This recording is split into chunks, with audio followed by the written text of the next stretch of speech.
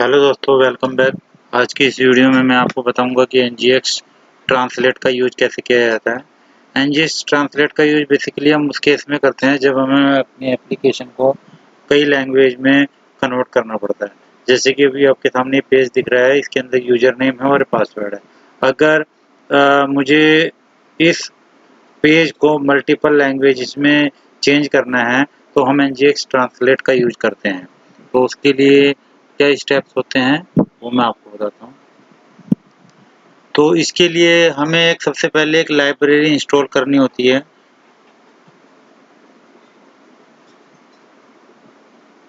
ठीक है, तो एंगुलर पे हमें दो लाइब्रेरी इंस्टॉल करनी होती है। एक तो nginx translate स्लैश core और second nginx translate slash http loader। तो मैं वन बाय वन इन दोनों को इंस्टॉल कर लेता हूँ। पहले मैं npm install npm install @ngx dash translate slash core @14.0.0। अभी मैं इस वर्जन को यूज कर रहा हूँ।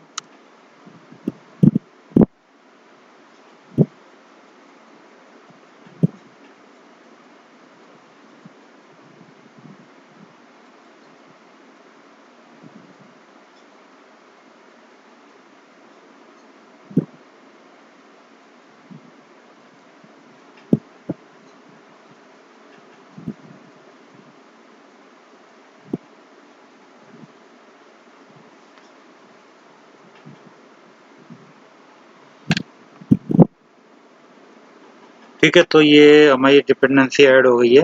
अब हम दूसरी डिपेंडेंसी ऐड करते हैं। npm install @ngx dash translate slash http loader। इसका मैं वर्जन 7.0.0 कर लेता हूँ।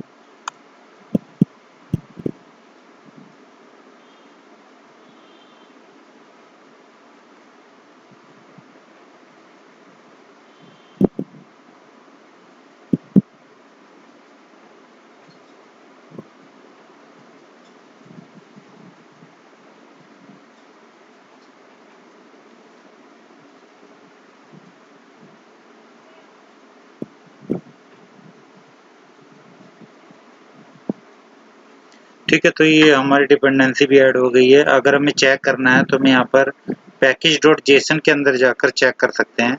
ये दोनों डिपेंडेंसी हमारी यहाँ पर ऐड हो गई है। ठीक है, तो अब हमारा नेक्स्ट स्टेप है, हमें app.modules के अंदर जाकर जो हमारा रूट मॉड्यूल है, इस app.modules में जाकर हमें इसको ऐड करना पड़ेगा। अभी तो हमने इंस्टॉल किया लेकिन अभी हमने कॉन्फ़िगर नहीं किया है। तो कॉन्फ़िगर करने के लिए हमें यहाँ पर एक फंक्शन बनाना होगा, एक्सपोर्ट फंक्शन। किसी भी नाम से आप बना सकते हो, http loader।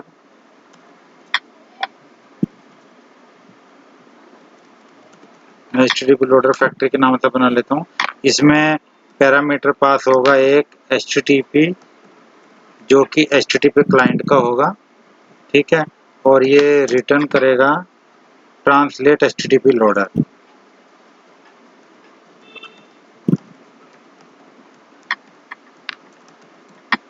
ठीक है दोस्तों, अब इसके अंदर हम इसको रिटर्न कर देंगे, इसके ऑब्जेक्ट को रिटर्न कर देंगे ट्रांसलेट http loader। और इसमें तीन पैरामीटर पास होंगे, एक तो http, दूसरा पाथ। ये पाथ के बारे में मैं आपको बताऊंगा अभी कि ये पाथ कहाँ पर यूज होता है, i18n एंड फ्लैश। ठीक है, और तीसरा पैरामीटर है कि कौन सी फाइल होंगी जहाँ से हमारी ये जो टेक्स्ट है ये उठ के आएगा, उसका फॉर्मेट क्या होगा। उसका फॉर्मेट होगा .json। ठीक है, तो ये हमने एक फंक्शन बनाया http loader फैक्ट्री के नाम पे। कोई भी हम नाम रख सकते हैं। इसमें http क्लाइंट का पैरामीटर एक पास कर दिया जो रिटर्न करेगा ट्रांसलेट http लोडर को। इसमें http को हमने पास किया, और ये जो एसिड्स है, एसिड्स वाले फोल्डर में i18n इस वाले फोल्डर इस वाले पाथ पर मुझे 2 जेसन फाइल बनानी होंगी जो कि मेरे ड्रॉप डाउन बॉक्स के चेंज इवेंट पे यहाँ से कैप्चर होंगे। ठीक है, तो ये हमने एक फंक्शन बना लिया। अब उसके बाद यहाँ पर हमें इसको इंपोर्ट भी करना होगा क्योंकि विदाउट इंपोर्ट किए हम इसको यूज नहीं कर सकते। तो इसके लिए हमें ट्रांसलेट मॉड्यूल का यूज करना होगा। Translate module dot for root. ठीक है दोस्तों, अब इसके अंदर मैंने एक लोडर ले लिया और इसमें 3 पैरामीटर्स आते हैं। एक तो आता है प्रोवाइड में मैंने ट्रांसलेट लोडर, और सेकंड पैरामीटर हम यूज करेंगे यूज फैक्ट्री। इसके अंदर जो हमने ऊपर HTTP लोडर फैक्ट्री बनाया था फंक्शन, इसको पास करेंगे। ठीक है, और तीसरा है हमारा डिपेंडेंसी जिसके अंदर हम HTTP क्लाइंट को पास करेंगे। ठीक है दोस्तों, तो ये हमने ऐप डॉट मॉड्यूल्स के अंदर इसको कॉन्फ़िगर कर दिया। अब हमारा नेक्स्ट स्टेप है, अब हमें जिस पेज पर इसको इम्प्लीमेंट करना है उस पेज पर हम जाएंगे। हम इसको डायरेक्टली अपने ऐप डॉट कंपोनेंट के अंदर यूज कर लेते हैं। ठीक है, अभी ऐप डॉट कंपोनेंट में अगर आप देखोगे तो अभी इसके अंदर ये लॉगिन स्क्रीन है, हमें इसको ही कन्वर्ट करना है। ठीक है, तो इसको करने से पहले हमें इसकी जो डिपेंडेंसी है इसको इंजेक्ट करना होगा। ठीक है, तो इसका यहाँ पर मैं एक ऑब्जेक्ट बना लेता हूँ ट्रांसलेट सर्विस का। ठीक है, और यहाँ पर मैं लैंग्वेज ऐड कर लेता हूँ, जो मुझे लैंग्वेज चाहिए। जो भी आपको लैंग्वेज चाहिए वो लैंग्वेज आप यहाँ पर ऐड कर सकते हो। यहाँ पर मान लो मैंने इंग्लिश ऐड कर लिया, सेकंड मैंने हिंदी ऐड कर लिया। ठीक है, तो इस तरह से आप कोई भी एरे की शेप में आप कितनी भी लैंग्वेज को ऐड कर सकते हो।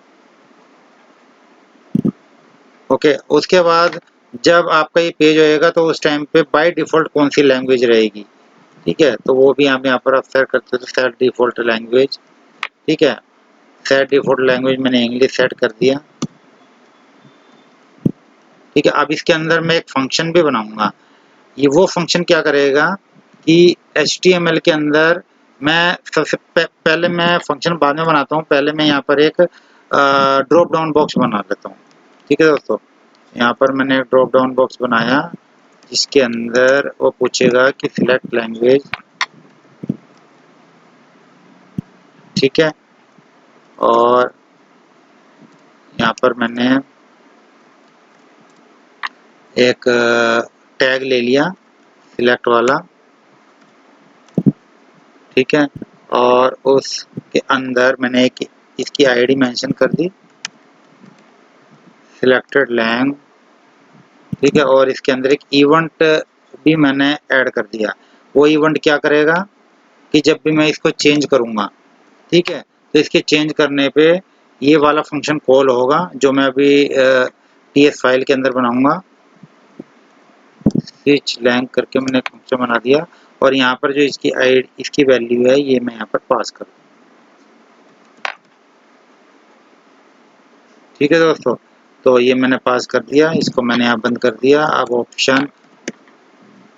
ऑप्शन बनाऊंगा मैं इसके अंदर।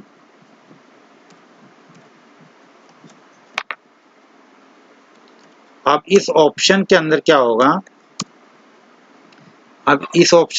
होगा, मैं एक लूप चलाऊंगा।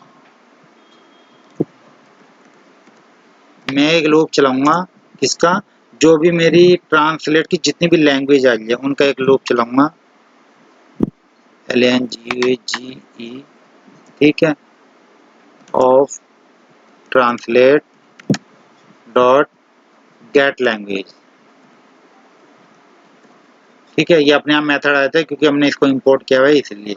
ठीक है, और यहाँ पर मैं इसकी वैल्यू सेट कर दूंगा कि इसकी वैल्यू क्या रहेगी। इसकी वैल्यू यही रहेगी जो मेरा लूप चलेगा। ठीक है, और इसके अंदर एक प्रॉपर्टी रहेगी सिलेक्टेड कि कौन सी वैल्यू सिलेक्टेड होगी इसके अंदर।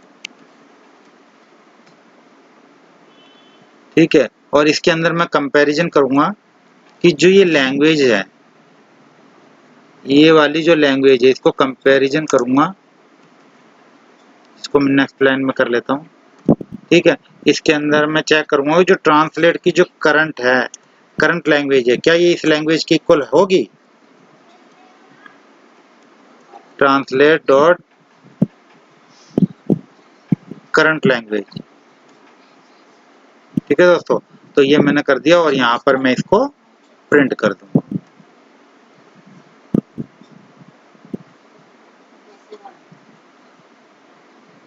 ठीक है दोस्तों, तो ये मैंने कर दिया। अब मैं इस फंक्शन को बनाता हूँ अपने टीएफ फाइल के अंदर।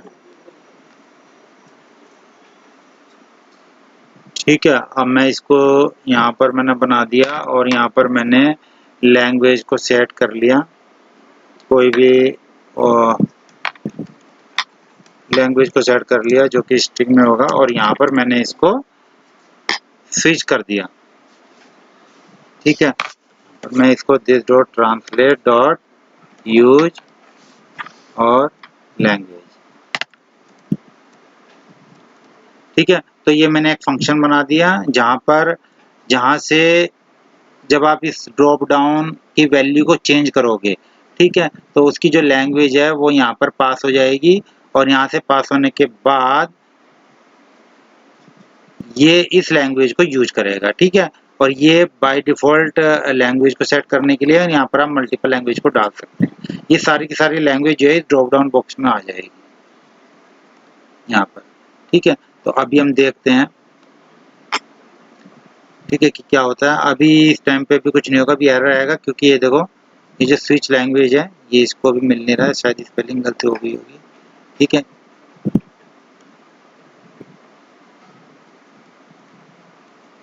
ठीक है, तो ये हो गया। अच्छा, अब ये तो हो गया हमारा ये सारा काम। अब हमें इन लैंग्वेज को उठाने के लिए जो मैंने पाथ दिया था, ठीक है, वहाँ पर मुझे जेसन फाइल को क्रिएट करना पड़ेगा।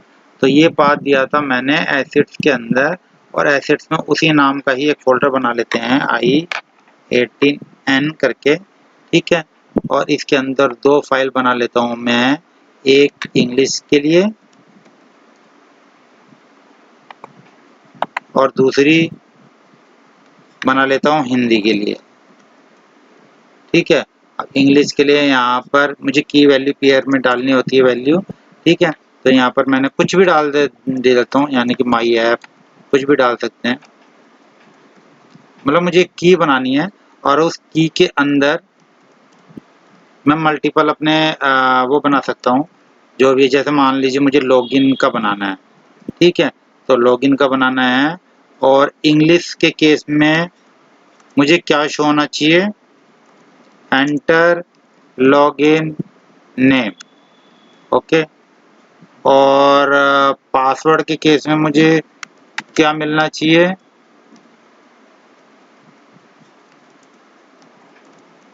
Enter password. ओके, अब इसी को ही मैं कॉपी करूँगा और अपनी हिंदी वाली फाइल के अंदर लूँगा, और यहाँ पर मैं एंटर लॉगिन नेम, इसको मैं हिंदी में कन्वर्ट करूँगा। तो इसके लिए हम गूगल ट्रांसलेट का यूज कर सकते हैं। ठीक है, लॉगिन नेम दर्ज करें, इसको ले लेता हूँ। ठीक है, और इसी तरह से एंटर पासवर्ड भी ले लेते हैं, पासवर्ड दर्ज करें। ठीक है, आप किसी भी वैल्यू को आप वो कर सकते हो। ठीक है, तो दोस्तों ये भी हो गया है हमारा। ओके, अब मैं इसको पूरे को सेव कर लेता हूँ। ठीक है, अब हम जाकर देखते हैं कि हमारा यूआई क्या दिखता है। ठीक है, तो अभी देखिए, अभी बाय डिफ़ॉल्ट ये इंग्लिश लैंग्वेज में है। ठीक है, अभी अगर मैं इसकी लैंग्वेज को चेंज करता हूँ, हिंदी करता हूँ, ठीक है, तो अभी देखिए कुछ हो नहीं रहा है। ठीक है, अभी हम देखते हैं कि इसमें क्या प्रॉब्लम है। इसको चेंज करने पे ये यूज नहीं हो रहा। ओके, तो अभी मैंने इसमें हिंदी और इंग्लिश दो किया। अच्छा, मुझे इसको भी ऐड भी करना पड़ेगा। ठीक है, मुझे इसकी जो HTML वाली फाइल है, यानी ऐप के अंदर, क्योंकि यहाँ पर तो अभी हमने यूज किया ही नहीं है। ठीक है, तो जब तक हम इसको यहाँ पर यूज नहीं करेंगे तब तक कैसे होगा, क्योंकि यहाँ तो मैंने अभी बाय डिफ़ॉल्ट ही डाला हुआ है यूजर नेम। ठीक है, तो उसके लिए हमें इस तरह से डालना पड़ता है। ठीक है, डबल ब्रैकेट के अंदर, ठीक है। अब इसमें उसी के अकॉर्डिंग की वैल्यू पेयर आपको डालना पड़ेगा, जैसे myapp.login और myapp.password, ठीक है। myapp.login और इसमें पाइप यूज करते हैं और ट्रांसलेट, ठीक है। इसी तरह से हमें इसमें भी करना होता है myapp.password और इसमें भी वही पाइप यूज कर देंगे हम, ट्रांसलेट। इसी तरह से जो इसका जो प्लेस होल्डर है इसके अंदर में वही डाल देंगे। आप हर एक कैरेक्टर के लिए अलग अलग वैल्यू को डाल सकते हो, आप कितने भी की बना सकते हो, प्लेस होल्डर के लिए अलग बना सकते हो, इसके लिए अलग बना सकते हो, लेबल के लिए, ठीक है। तो यहाँ पर मैं लॉगिन कर देता हूँ, ठीक है। अब देखते हैं कि अब क्या होता है, ठीक है। तो अभी मैं इसको रिफ्रेश कर लेता हूँ एक बार, और आप देखिए अभी इसके अंदर myapp.login .translate, ओके, इसमें कुछ एरर आ रही है, ओके ओके। यहाँ पर मैंने सिंगल कोट लगाना भूल गया था, ठीक है। अब सही चलेगा ये,